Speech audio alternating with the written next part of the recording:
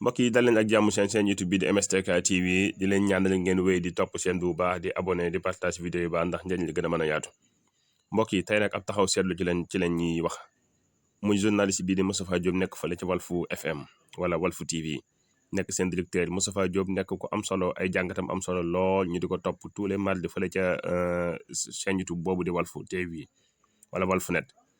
Moustapha Diop nag dafa am jàngat bu am solo bu mu def ci discours président de la république Macky Sall bi nga xam ne moom la defoon di tàggatoo ak sénégalais yi. Moustapha Diop lim ci seetlu ñu bëri seetlu nañ ko ci waaye nag ni nga ko décortiquer macha allah dafa am solo trop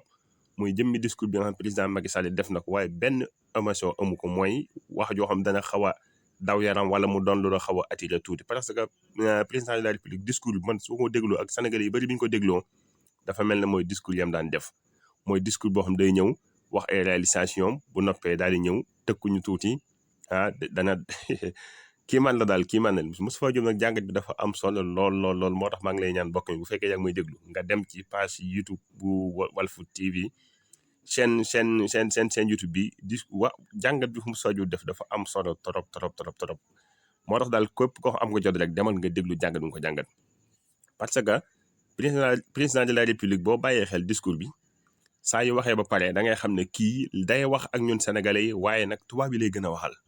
parce que boo bàyyee xel li muy wax lépp daanaka du ko nangoo wax ci wolof discours mi bëri président moom bàyyi naa wax wolof moom discours mi mais kaddu yi nga xam ne si moom lay message yi muy jàll da ngay xam ne kii tubaab bi lay waxal parce que mi ngi jiima diaboliser candidat bi nga xam ne président Ousmane Sonko te tudd turam parce que ñoom état bi ak ay nitam wax yi ñu daan wax di ko teg ci président Ousmane Sonko di ko tuumaal wax yooyu lay wax ay kaddu yu populisme ak wax yi nga xam mooy nationalisme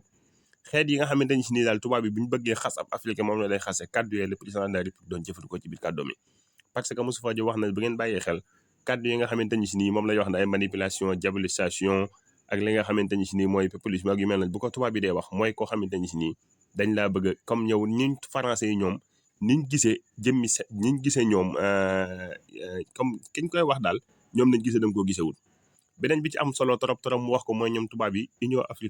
union européen bokk damaa juum ak ñi nga xamante si ñooy américain occident yi ñoom bu ñu wax ñoom lépp dañuy jiital seen bopp doo cee teg beneen dëkk léegi nag africain yi moom ñoom tubaab yi mayuñ ko nag moom mu gëmloo ne mu war a gëm boppam ne war naa mën a demal boppam sans tubaab yi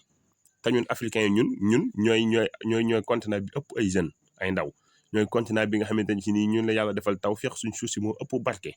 ñun Afrique gii ñun tubaab bi lu bëree bëri buñ ko soxlaa ci ñun lañ koy wutee nga xam ne buñ ñu bàyyee woon ñun dootuñ demati waaye nag tubaab bi bëgguñ ko ñu yee gëmloo ne ñun dañoo war a ànd union africain boo xam bu am doole lay doon wala États-Unis